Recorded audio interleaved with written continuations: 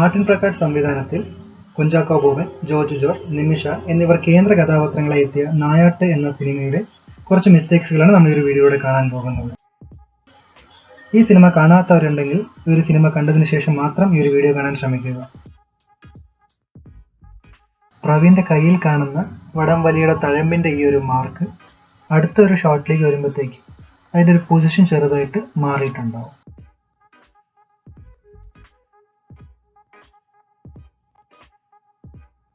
ഈ ഒരു സീനിൽ ഇപ്പോൾ സ്കൂട്ടർ കുറച്ച് മുന്നിലായിട്ടും അതുപോലെ തന്നെ ബൈക്ക് കുറച്ചുകൂടെ ബാക്കിലാണ് പാർക്ക് ചെയ്തിരിക്കുന്നത്.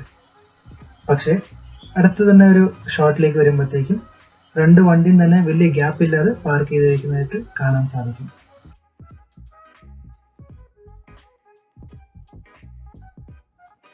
ഇപ്പോൾ ബിജു നേരെ എസ്ഐനെ കാണാനായി അകത്തേക്ക് കയറി പോകുമ്പോഴത്തേക്കും പ്രവീൺ ചോദിക്കുന്നുണ്ട്, ബിജു ഇത് എങ്ങോടാ സാറ് വിളിപ്പിക്കുമെന്ന്. പക്ഷെ അടുത്ത സീനിൽ തന്നെ സ്റ്റേഷനിൽ വഴക്കാകുമ്പോഴത്തേക്കും പുള്ളിനെ ലോക്കപ്പ് ഇട്ടതിന് ശേഷം ചോദിക്കുന്നുണ്ട് പേരെന്താണെന്ന്.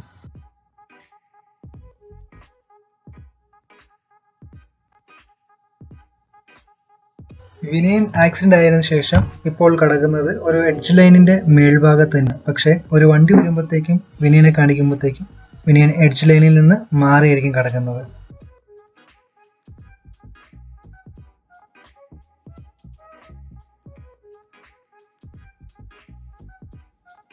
ഇപ്പോൾ ഈ ഒരു ടിവിയുടെ ടേബിളിലായിട്ട് നമുക്കൊരു റിമോട്ട് വെച്ചത് കാണാൻ സാധിക്കും.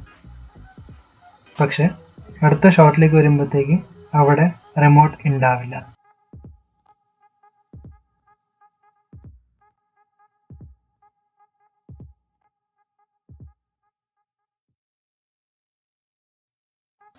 മണിയൻ പുള്ളിക്ക് വന്നൊരു ലാസ്റ്റ് കോളിന്റെ റെക്കോർഡ് പ്ലേ ചെയ്യുന്നതായിട്ട് കാണിക്കുന്നുണ്ട്.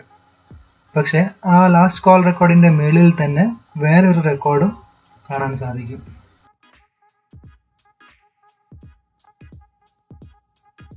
തൊട്ട് സീനിൽ മണിയൻ പുള്ളിക്ക് വന്ന ലാസ്റ്റ് കോളിന്റെ ഒരു റെക്കോർഡ് പ്ലേ ചെയ്യുന്ന സീൻ നമ്മൾ കണ്ടായിരുന്നു. പക്ഷെ അതിനകത്ത് നോക്കുവാണെങ്കിൽ സമയം 10:33, പക്ഷെ ആ ഒരു കോൾ റെക്കോർഡിന്റെ സമയം 2:33 AM ആണ്.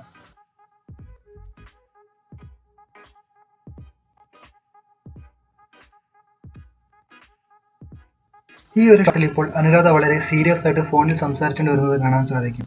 പക്ഷെ ഈ ഒരു ഫോണിലേക്ക് സൂം ചെയ്താൽ നമുക്ക് അവിടെ ഒരു ഓൺഗോയിങ് കോൾ ഡിസ്പ്ലേ അല്ലായിരിക്കും കാണാൻ സാധിക്കുന്നത്.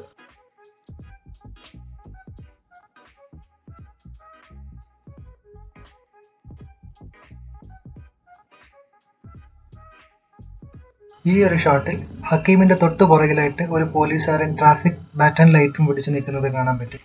പക്ഷെ ഹക്കീം പോകുന്ന ആ ഒരു ഷോട്ട് നോക്കുകയാണെങ്കിൽ ആ ഒരു പോലീസുകാരൻ അവിടെ ഉണ്ടാകില്ല.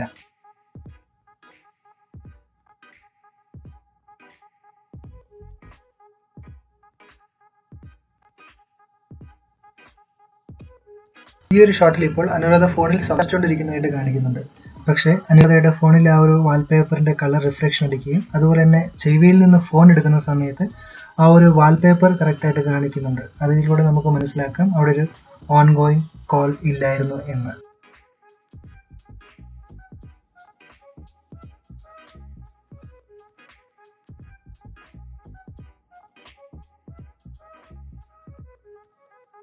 ഹക്കീമിനെ പോലീസ് ഫോളോ ചെയ്യുന്ന ഈ ഒരു സീനിൽ വലതുവശത്തും അതുപോലെ തന്നെ ഇടതുവശത്തുമായി 3-4 പേർ നിൽക്കുന്നതായിട്ട് നമുക്ക് കാണാൻ സാധിക്കുന്നുണ്ട്.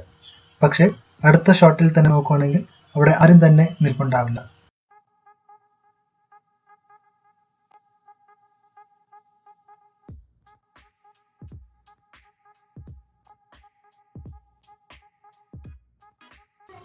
ഈ ഒരു ഷോട്ടിൽ ഇപ്പോൾ ഹക്കീമിന്റെ ഷർട്ടിൽ വിയർപ്പുണ്ടാവില്ല. പക്ഷെ ആ ഷോട്ടിലേക്ക് നോക്കുകയാണെങ്കിൽ ഹക്കീമിന്റെ ഷർട്ടിന്റെ ഫ്രണ്ടിലായിട്ട് നമുക്ക് വിയർപ്പ് കാണാൻ സാധിക്കും.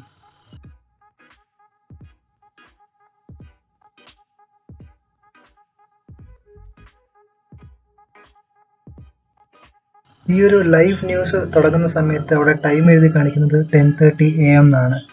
പക്ഷെ 1 മിനിറ്റ് 38 സെക്കൻഡ് കഴിഞ്ഞിട്ടും ആ ഒരു സമയത്തിന് ഒരു മാറ്റവും വരുന്നില്ല.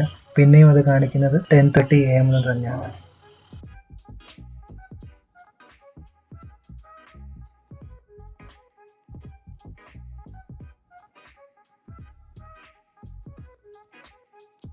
ഇവിടെ ഇപ്പോൾ സൈഡിൽ വെച്ചേക്കുന്ന ലൈറ്റിന്റെയും അതുപോലെ സിഗരറ്റ് പാക്കിന്റെയും പൊസിഷൻ ഒന്ന് നമുക്കൊന്ന് ഓർത്ത് വെക്കാം. അതുപോലെ തന്നെ ഇപ്പോൾ ഒരു പെഗ് അടിക്കാനായിട്ട് ആ ഗ്ലാസ് എടുക്കുന്നുണ്ട്.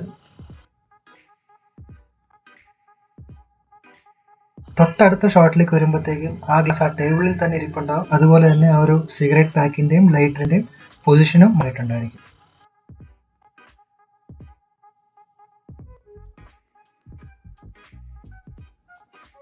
അനുരാധ ഫോണിൽ സംസാരിച്ചുകൊണ്ടിരിക്കുന്നതായിട്ട് കാണിക്കുന്നുണ്ട്. പക്ഷെ ഒന്ന് സൂം ചെയ്ത് നോക്കുമ്പോഴത്തേക്കും അവിടെ കാണാൻ സാധിക്കുന്നത് ഐഫോണിന്റെ ഹോം ഡിസ്പ്ലേ ആയിരിക്കും.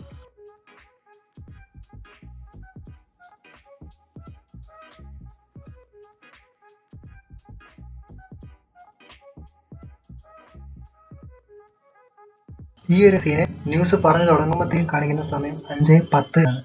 പക്ഷെ ന്യൂസ് ഏകദേശം തീരാറാകുമ്പോഴത്തേക്കും കാണിക്കുന്ന സമയം 5 മണിയായിരിക്കും.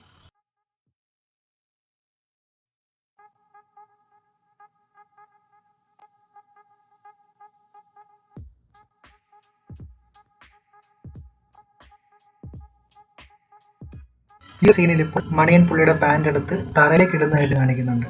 പക്ഷെ തൊട്ടടുത്ത ക്ലിപ്പിൽ തന്നെ പോലീസുകാർ ബിനോക്കുലറിൽ നോക്കുമ്പോഴത്തേക്കും ആ പാന്റ് അഴയിലായിരിക്കും. അതും കഴിഞ്ഞു വരുന്ന ഷോട്ടിലേക്ക് നോക്കുമ്പോഴത്തേക്ക് ആ പാന്റ് ആ തറയിൽ തന്നെ കിടക്കുന്നതായിട്ടാണ് കാണിക്കുന്നത്. മിറാക്കൽ.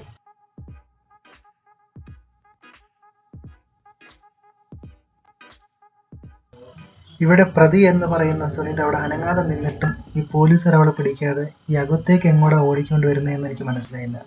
അത് ആർക്കെങ്കിലും മനസ്സിലായെങ്കിൽ ഒന്ന് കമന്റിൽ മെൻഷൻ ചെയ്യുക.